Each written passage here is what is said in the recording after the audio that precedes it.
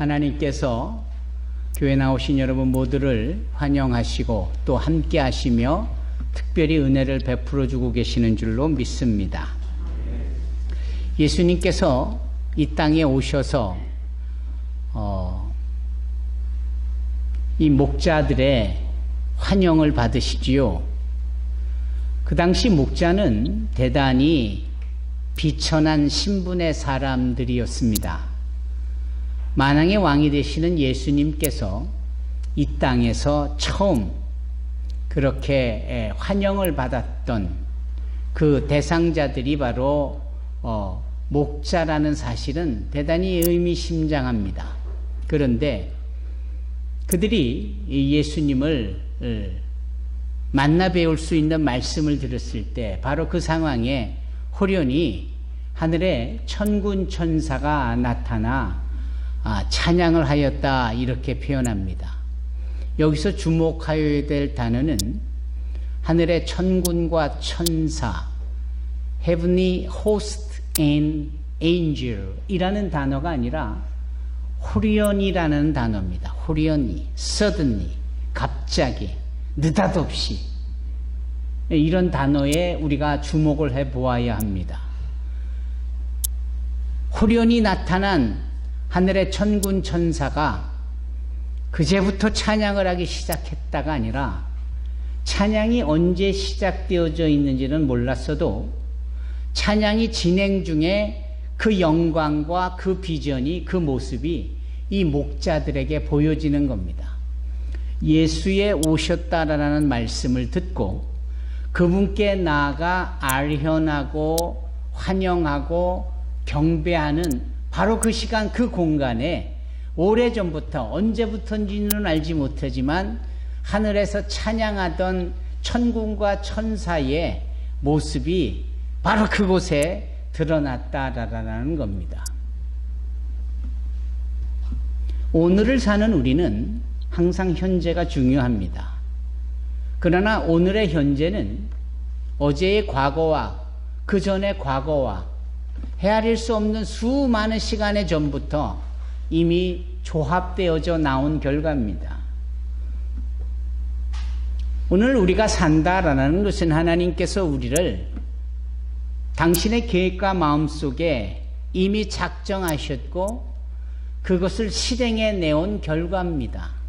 따라서 오늘의 ing형으로 살고 있는 우리이나 오늘의 우리를 위해서 하나님은 아주 오래전부터 심지어는 태초부터 그 태초가 천지를 창조하시는 그 태초를 넘어 하나님의 영광과 그분이 계시던 그 시간대의 태초를 말할 때 나 하나를 위하여서 아주 오래전부터 하나님의 계획해 놓으신 것이 이제 펼쳐진 것이다 라는 겁니다. 따라서 오늘 그리고 오늘을 지나 내일로 이어지는 우리의 미래에 이르기까지 이 모든 것이 하나님의 계획이며 섭리며 하나님의 목적이며 그분의 블루프린트 청사진인 겁니다. 그 이야기를 우리가 에베소서에서도 충분히 확인할 수 있고 로마서 8장에서도 확인할 수가 있는 겁니다. 여러분, 우리가 그런 존재입니다. 그렇게 하나님은 우리를 위하여 예전부터 작정하여 준비해 놓으셨다라는 거예요. 또 한 번 말씀드리지만 시편 139편에 따르면 우리가 잉태되어져 어머니의 복중에 태중에 그 뱃속에 있을 때도 이미 하나님은 그곳에서 우리와 함께 하시며 우리를 조성하시고 우리의 세포와 필요한 뼈와 근육 등을 만들어 가시고 심지어는 우리의 체질까지도 그렇게 규정해 가고 계셨다라고 말씀합니다. 그러니 우리라는 존재가 얼마나 소중하며 오늘이라는 이 시간대가 얼마나 중요한 겁니까? 문제는 이 오늘 우리에게 불어닥친 상황과 보여지고 있는 상황이 마치 다인 양 거기에 우리가 휘둘리고 그 오늘이라는 시간과 오늘 주어진 공간에서 우리가 그와 같은 시공에 의해서 좌우지되어지고 있다라는 거예요. 만일 우리가 예전부터 나를 위하여 역사하고 계셨고 역사하고 계시는 그 주님의 임재를 볼 수 있다면, 알 수 있다면, 지금 우리에게 걱정거리가 되고 지금 우리에게 힘들게 하는 모든 문제들에 대해서는 우리가 초연할 수 있습니다. 그 초연이라 함은 외면하고 마는 또는 애써 그것에 대하여 무관심하는 차원의 초연이 아니라 그것은 breakthrough, 돌파를 의미합니다. 그것은 모든 문제를 극복하고 넘어갈 수 있는 능력이 되어지는 것을 의미합니다. 이런 측면에 있어서 우리의 신앙을 돌아보아야 되고 그런 예전부터 역사하고 계시는 그 하나님의 역사를 지금 신앙이라는 이름으로 지금의 시간으로 이렇게 끌어모으는 이 부분이 우리에게 요구되는 겁니다. 주 예수를 믿는다라는 것은 대초부터 계신 하나님께서 그 말씀이 육신이 되어 우리 가운데 오셨다라는 부분과 더불어 우리에게 때를 따라 돕는 은혜를 베풀어주고 계시다는 사실을 믿는 것이기 때문에 바로 그 부분을 우리에게 적용하는 이것이 바로 신앙이요, 이것이 바로 믿음인 것입니다.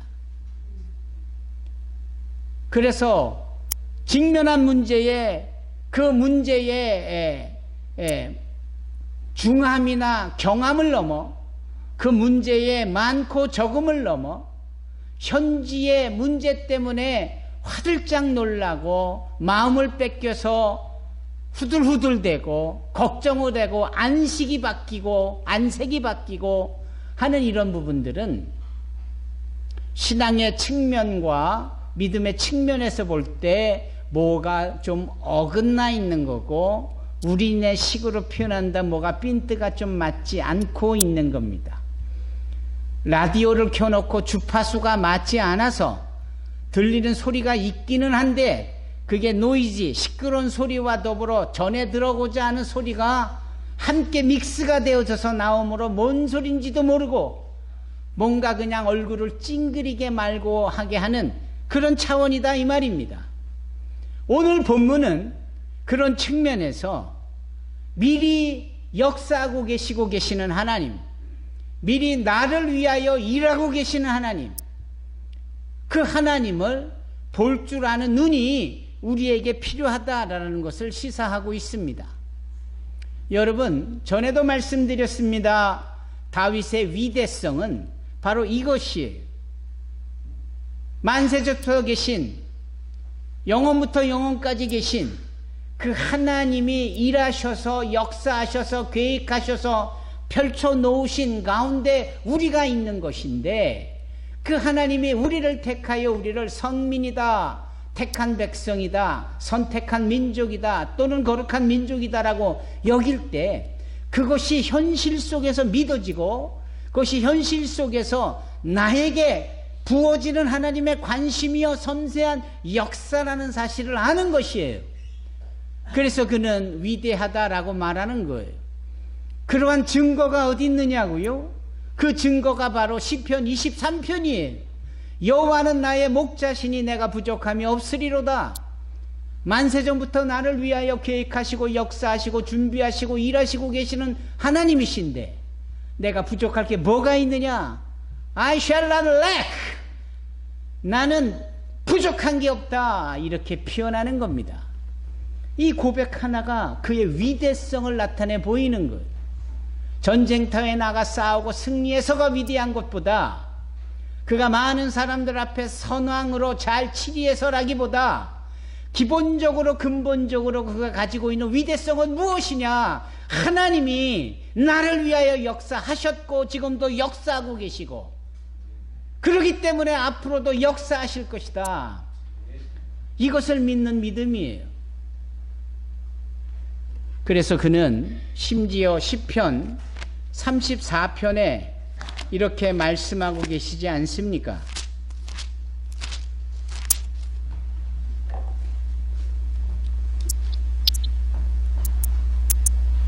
시편 34편 6절입니다.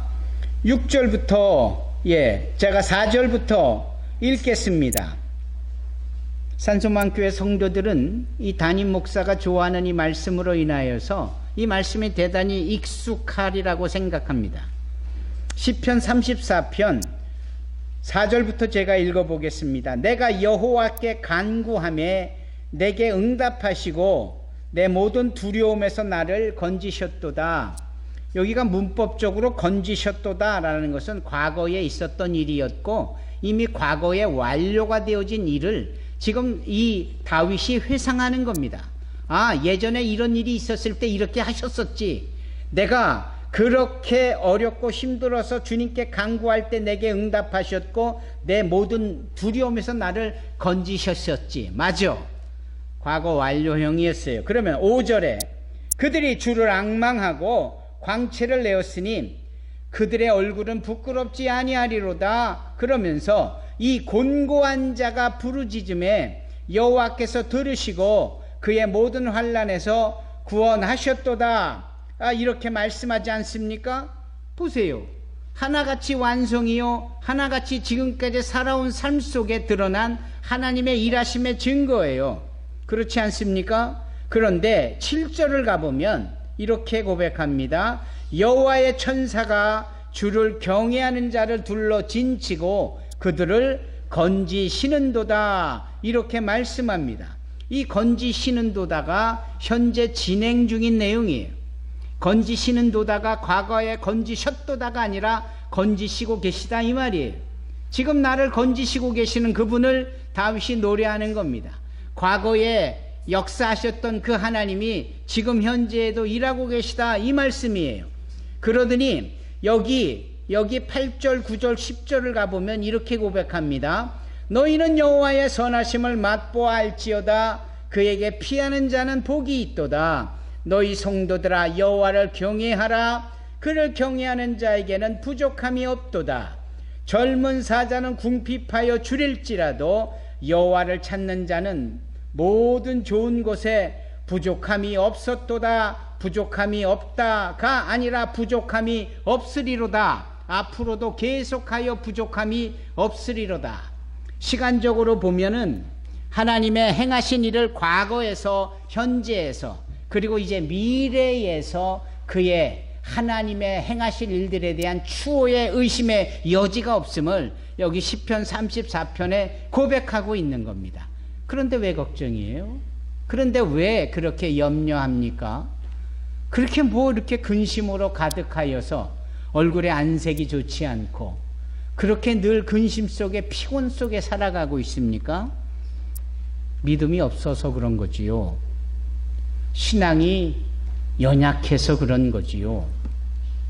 이런 측면에 있어서 우리는 오늘 본문과 같은 말씀을 통하여서 우리의 신앙이 없는 것이 아니라 연약한 것에 대하여 우리의 믿음이 없는 것이 아니라 믿음에 부족한 것에 대하여서 도전을 얻고 우리의 믿음과 신앙이 커져야 되고 강하여야 되고 과거와 현재와 미래를 다 아우르는 그렇게 시제를 통과하는 그런 위대한 믿음의 사람들이 되어야 할 것입니다. 부디 우리 산소망교회 성도들이 그리 되기를 주님의 이름으로 축원합니다. 어느 날 제자들이 예수님께 우리에게 믿음을 더하여 주시옵소서 이렇게 고백을 했어요. 참 좋은 요구라고 생각합니다. 앞만 봐도 자기네들의 믿음이 별거 아닌 것 같거든요. 앞만 봐도 자기네들의 신앙이 부족하고 연약한 것 같거든요. 조그만 일에도 화들짝 놀라고 다 죽게 생긴 것 모양 호들갑을 떨지 않습니까? 대표적으로 그 예수님이 배에서 주무시는 그 상황에서 배를 노를 저어 건너편으로 가는데 느닷없이 폭풍화가 불어닥치고 느닷없이 그 물결이 이 배 안으로 들어오고 이 배가 요동을 치면서 곧 침몰할 정도에 있을 때 사실 그게 어디 하루 이틀 이야기입니까? 그 갈릴리 바다에서 평생을 고기를 잡던 어부 출신들이 대부분인 이 제자들에게는 평상시에 있었던 일인데 이들이 그 상황에서 주님을 붙잡고 매달려 읍소하는 내용은 가관입니다. 뭐라고 말합니까? 주여 우리가 다 죽게 생겼다고. 뭘 그렇게 죽게 생긴 겁니까? 이제 이런 측면에 있어서 주님이 그들의 믿음의 없음을 인하여서 심히 마음이 불편하셨음을 보았습니다. 그런 일이 어디 한둘입니까? 심지어 무리를 걸어오시는 주님을 바라보고 베드로가 자신도 무리를 걷겠다고 주님께 요청하고, 그래 내려와라 나와 함께 걷자꾸나. 베드로가 배에서 무리로 내려가 무리를 걷습니다. 예수님 빼고 무리를 걸었던 사람은 베드로밖에 없습니다. 그런데 베드로가 잘 걸었느냐? 처음에는 몇 자국 걸었는데 예수를 바라보며 걸을 때는 그가 무리를 걸었던 거예요. 그런데 흉흉하는 이 물을 보고, 시커먼 물을 보니까 마음에 근심이 들면서 예수를 바라보던 그의 신앙의 눈이 주변 환경으로 꽂히자 그만 근심과 그만 두려움이 그에게 덮치며 베드로가 두려움에 사로잡혀 그가 물에 빠져가잖아요. 다 죽게 생겼다고 또 주님께 호들갑을 떠드신 난리를 피니까 주님께서 손 내밀어 그를 붙잡아 물 위에 올려주시면서 믿음이 적은 자여 왜 의심하느냐 이렇게 말씀하시기도 하셨습니다. 이제 그런 측면에서 볼 때 이 제자들이 다 함께 우리의 믿음이 부족하니 믿음을 더하여 주옵소서라고 요청했던 것은 참 타당성이 있는 것 같아요. 그런데 주님이 그에게 주시는 응답은 조금 우리와 생각과는 다릅니다. 주님은 뭐라고 말씀을 하시느냐? 믿음이 더 필요하다고? 이미 내가 너희들에게 믿음을 충분히 준 것 같은데 하시면서 느닷없이 이렇게 말씀합니다. 너희에게 만일 겨자씨만한 믿음이 있거들랑 너희가 이 산을 명하여 저 바다에 던지우라 하면 이 집채만한 이 산이 저 바다에 던져질 거야. 너희에게 만일 겨자씨만한 믿음이 있다면 이 뽕나무더러 명하여 저 바다에 심기우라 하면 세상에 이 뽕나무가 바닷물에 심기워지는 역사가 있다라고 말씀을 합니다. 도대체 우리의 상식으로는 말도 안 될 것 같지만 주님이 뭐 그렇게 허풍선이세요? 그분이 그렇게 우리하고 농담을 하시는 분입니까? 그분이 말씀으로 천지를 창조하신 분이시기에 그분이 못하실 일이 없지 않아요. 그런데 그분이 우리에게 믿음에 대하여서 믿음이 있이 우리에게 입을 열어 뭔가를 명령하고 선포하면 그대로 되어진다. 그런데 그 믿음이 다름 아닌 겨자씨만한 믿음만 있거들랑 이렇게 제한을 두신 거예요. 따라서 얼핏 들으면 제자들의 믿음이 적은데 겨자씨보다도 훨씬 더 적은 믿음이구나 라고 생각할 수 있을지 모르지만 아니에요. 그게 아닙니다. 주님은 뭐라고 말씀하시는 겁니까? 너희들에게는 충분히 이미 산을 명하여 바다에 던질 만한 믿음이 있고 너에게는 충분히 뽕나무더러 명령하여 저 바다에 심기우라 할 만한 믿음이 있는데 요는 그거를 적용하고자 하는 너의 의지, 그 신앙을 삶에 적용하려고 하는 그 믿음이 정말 작고 정말 부족하다 이 말이에요. 믿음 자체가 부족한 게 아니라 그걸 실행에 옮기고자 하는 그 시도가 작다 이 말이에요. 그러니 뭔 일이 일어나겠습니까? 뭔 일이 일어나고도 하기에 충분한 믿음이 이미 주어졌는데 그걸 당최 사용할 줄을 모르는 거예요. 700만 원짜리 최근에 나온 그 맥북과 같은 아주 엄청난 매킨토시 컴퓨터를 누군가에게 받았는데 엄청난 선물이라 좋기는 한데 활용할 줄 모르면 어떻게 해요? 내 휴대폰보다도 못해 보이지 않겠습니까? 기능으로 치면 어마무시할 것이요. 어디 우리의 휴대폰을 그런 맥북에 비교나 하겠어요. 그런데 결국은 사용할 의지도 없고 사용할 방법도 모르고 사용해보지도 않으니 그냥 쌓아두고만 있으면 그거 뭐예요? 무용지물이나 마찬가지 아닙니까? 마치 그런 말씀이에요. 여러분들은 어떻습니까? 주님을 믿는 믿음으로 주어진 삶에 뭔가 적용을 해보신 적이 있습니까? 주님을 믿는 의지하는 신앙으로 지금 직면하고 있는 문제에 대하여 뭔가 적용하고 있습니까? 바로 이런 부분에 있어서 오늘 본문은 우리에게 말씀하고 있는 거예요. 하나님은 이미 우리에게 주시되 후이 흔들어 차고 넘치도록 풍성하게 믿음을 주셨건만 우리는 정작 그것을 사용할 의지도 사용해 볼 시도도 안 하고 또 그것의 가치도 모르는 채 그냥 받아만 놓고 있는 겁니다. 이 부분이 정말 중요한 거예요. 사도 바울은 그 영적인 비밀과 비결을 알았었기 때문에 그는 그의 제자인 디모데에게 너는 주의 일을 할 때 이미 하나님이 너에게 주신 은사를 충분히 끄집어 사용할 수 있어야 된다라고 말씀합니다. 디모데후서 1장에 나오는 말씀이 정확하게 말하면 하나님이 너에게 주신 은사를 부릴 듯하라 라고 말씀해요. 그것은 이미 사용되어지기 충분한 것들이 충분히 주어졌으니 그것을 적재적소에 그때그때마다 다 끄집어 적용하고 그 일을 활용하면 된다 이것이. 그리고 오늘날 그 말씀은 우리에게 단 한마디 예수 그리스도를 믿는 그 신앙, 그 마스터키와 같은 그 주님의 믿음, 이 믿음을 선포하고 그래서 그 믿음의 신앙대로 우리의 삶에 적용하기만 하면 되는 겁니다. 그럴 때 예전부터 일하고 계셨던 하나님의 역사가 보이는 거예요. 예전부터 지금 우리를 위하여 일하고 계시는 지금의 시제와 맞닥뜨려지는 그 주님의 실제를 우리가 보게 될 수 있는 겁니다. 그게 바로 오늘 본문에서 확인될 수 있는 부분이에요. 무슨 얘기입니까? 저 아람 군대가 쳐들어와요. 많이 쳐들어왔습니다. 쳐들어온 곳이 도단이라는 곳인데 병거를 타고 말을 타고 많은 군사들이 오늘 본문에 보니까 포위하고 있다라고 하는 걸 보면 얼마나 많은지 계속해서 지금 포위 중에 있다라는 거예요. 미리 다 와가지고 셋업을 다 끝내놓은 포위 한 채 있는 게 아니라 포위 중에 있을 만큼 그렇게 많은 거예요. 그걸 그 성에 살고 있는 엘리사의 그 종이 아침 일찍 일어나 그것을 보고 얼마나 호들갑을 하고 깜짝 놀랐는지 여전히 자고 있는 자기 주인인 엘리사를 흔들어 깨우지를 않습니까? 선생님 큰일 났습니다. 저 아람 군대가 우리를 잡으러 이곳에 저렇게 켜켜이 포위 중에 있습니다. 어떻게 하면 좋겠습니까? 두려워하는 거예요. 바로 그럴 때 16절에 소위 16절 오늘 본문의 말씀 16절에 주보에 있는 내용으로 읽어보십시다. 16절 시작. 엘리사가 말했습니다. 두려워하지 마라.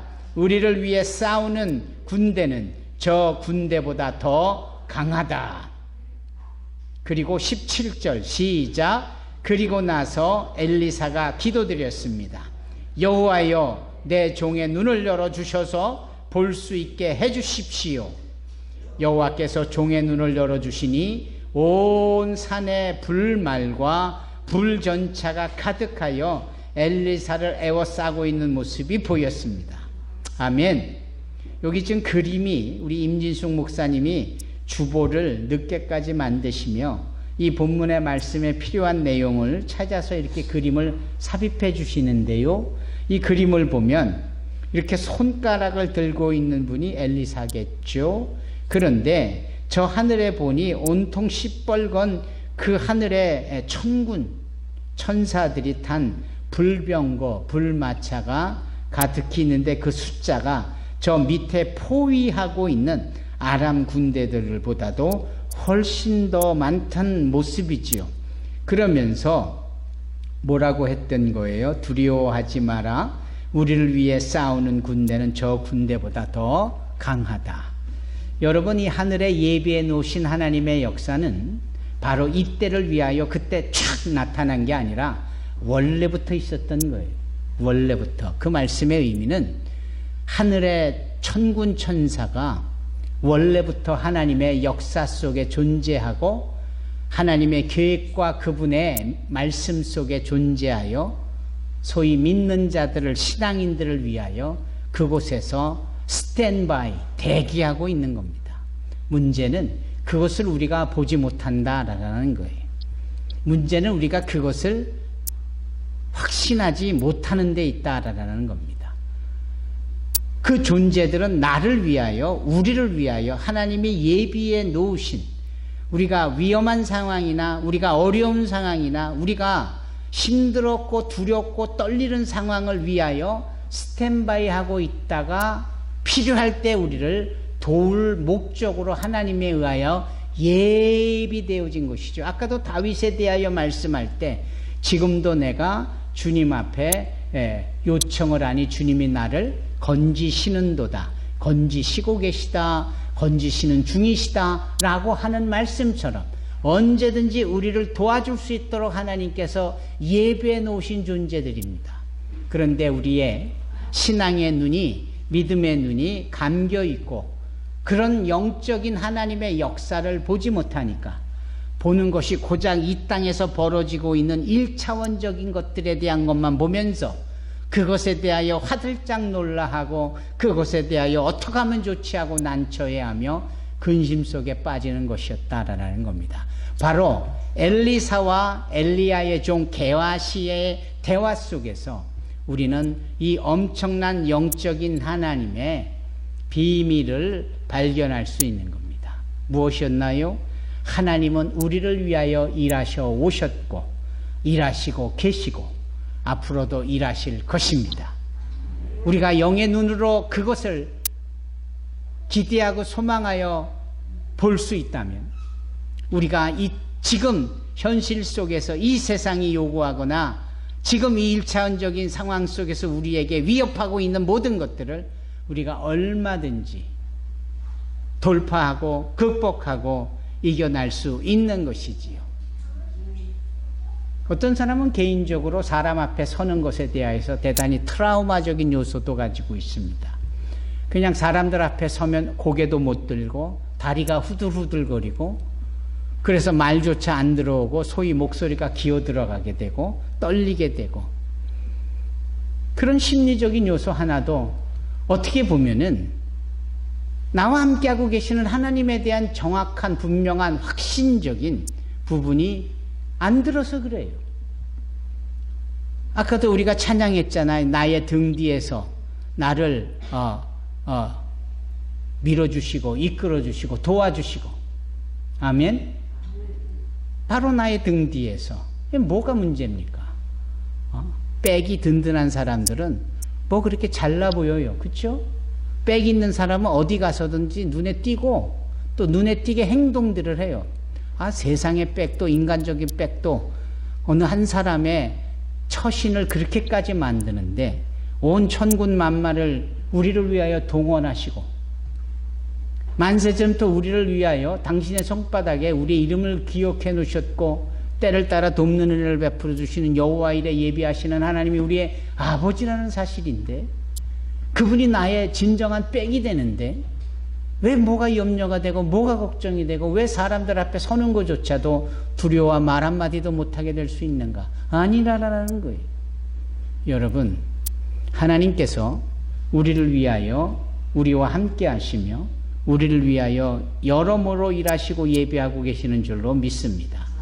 그러므로 영의 눈을 여시고 하나님의 일하심을 보시고 그 하나님의 일하심이 나를 위하여 역사하고 있다는 사실 앞에 모든 염려나 근심은 하지 않기를 주님의 이름으로 축원합니다. 두려워하지 말라. 아멘. 기도하겠습니다. 거룩하시고 사랑이 많으신 하나님, 우리를 위하여 예비해 놓으신 하나님의 위대한 역사는, 하나님의 위대한 계획은 우리를 위협하거나 우리를